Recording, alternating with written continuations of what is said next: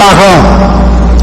L'éclosion de ces rêves de bonheur s'accompagne d'une symphonie de gratitude que nous entonnons à l'endroit de tous les parents. Depuis nos petits bébés dans tété, les mamans commencent à nous myéline pour augmenter le signal de communication qu'a fait dans le cerveau. Sans myéline, le signal fait 2 mètres chaque seconde.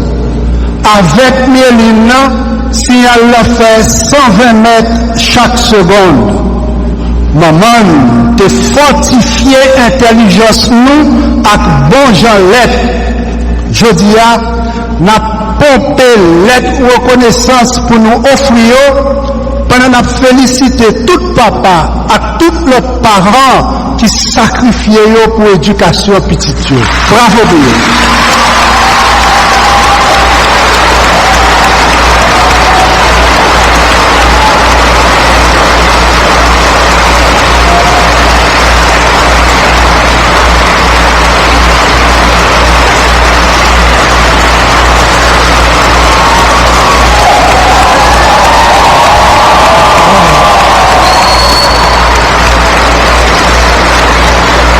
Merci. L'UNIFA s'unit à vous tous, chers parents, pour donner le goût du bonheur à vos enfants. Ne soyez pas surpris si ce matin, je parlerai de la neuroscience du bonheur. En effet, de l'intelligence humaine à l'intelligence artificielle, les scientifiques nous révèlent un potentiel cognitif remarquable. Nos facultés mentales nous ouvrent un monde nouveau où jour après jour, nous pouvons acquérir de nouvelles connaissances.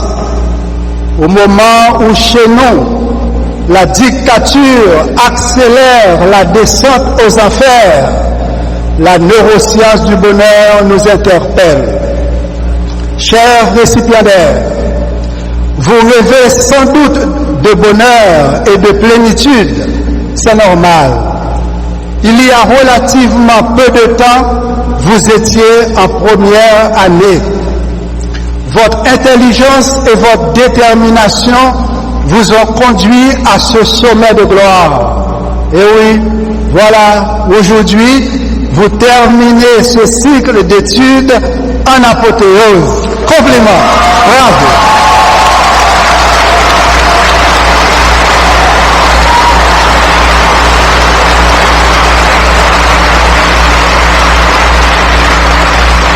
Plus d'un serait tenté de vous couronner rois et reines de cette célébration.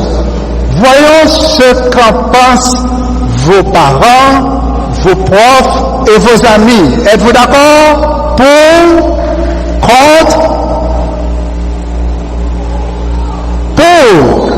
Alors, nos rois et nos reines, applaudissons-les unifaristement.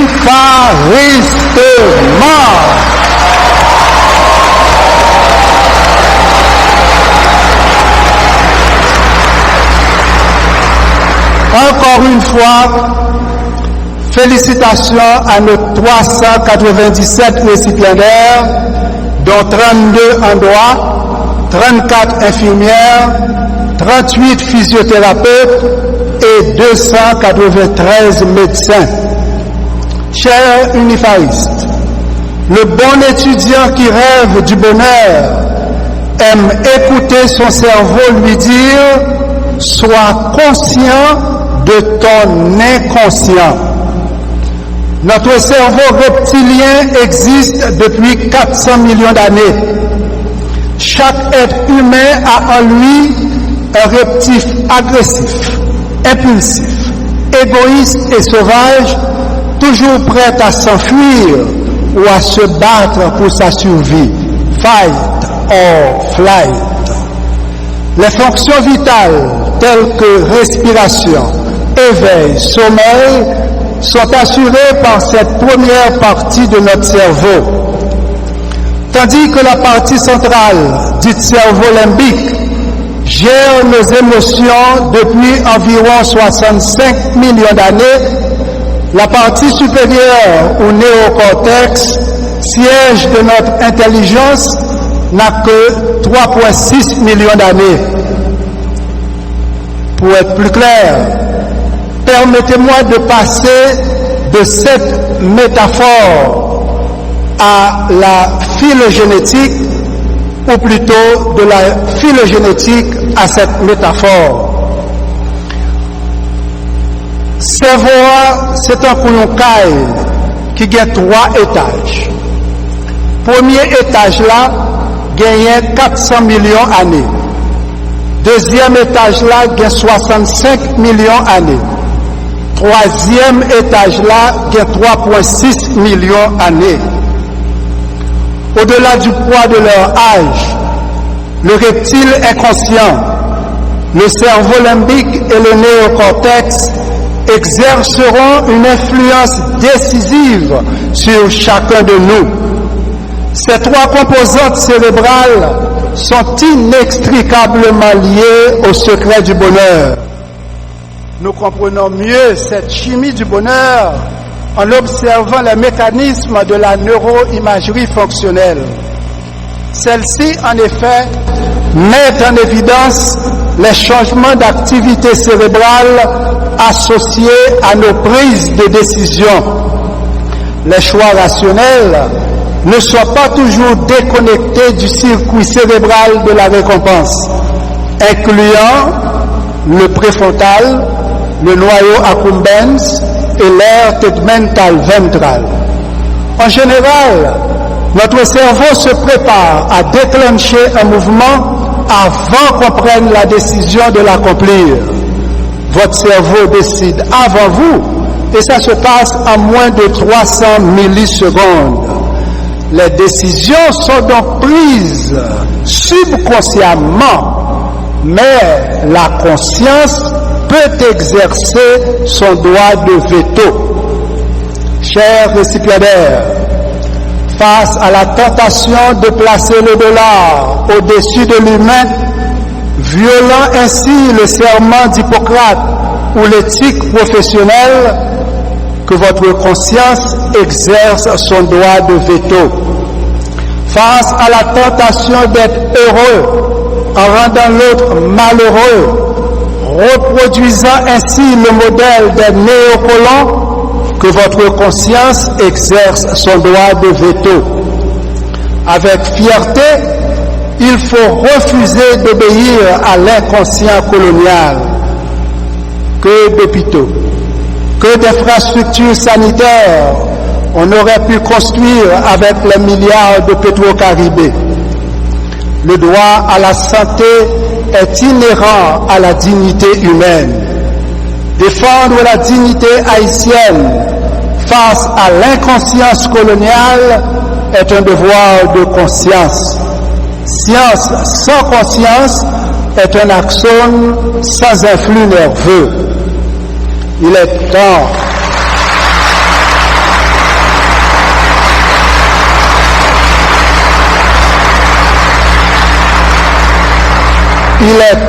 que la conscience morale aille au-delà des influx de la proprioception inconsciente.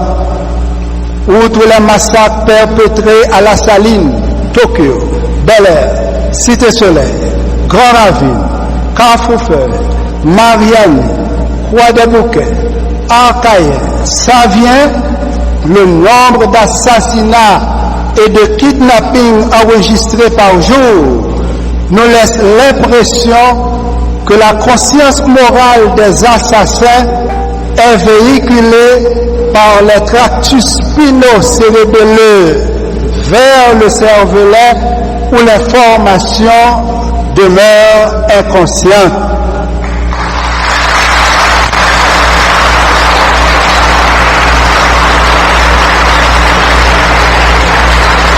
Qui donc, un niveau conscience morale là tellement bas, où t'as dit information passée dans moelle épinière, li marché vin chita der tête là dans cervelet. Cervelet ou ti cerveau, c'est un manager qui a dirigé, contrôlé tout mouvement qu'a fait.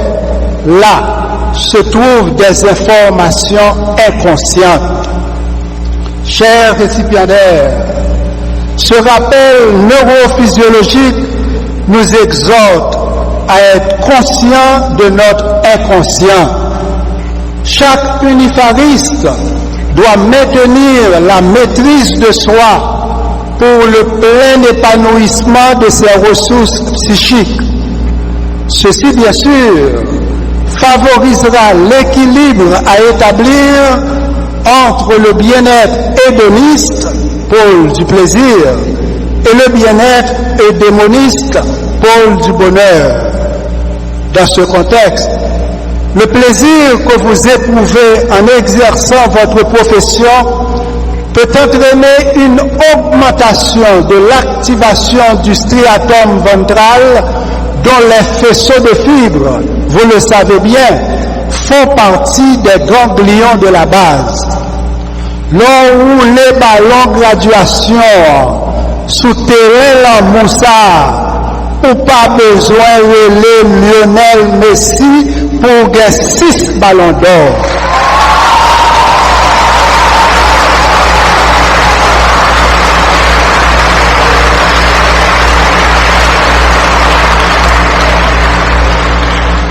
Ballon d'or par yo pas sorti dans FIFA, mais dans UNIFA.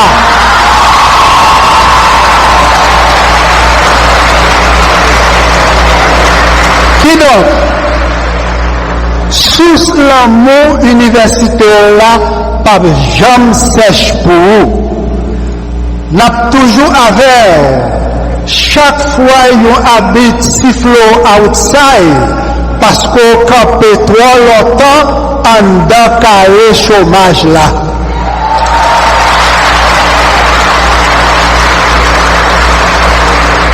N'a toujours avec, leur tonne habite la fin vérifiée dans va.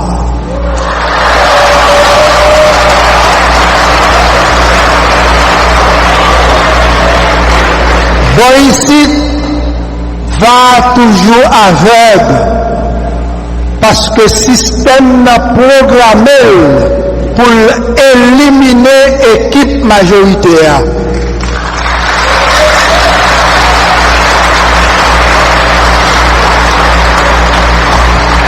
Pour nous arriver déprogrammer l'ordinateur ça, il faudra en vérité une révolution d'amour.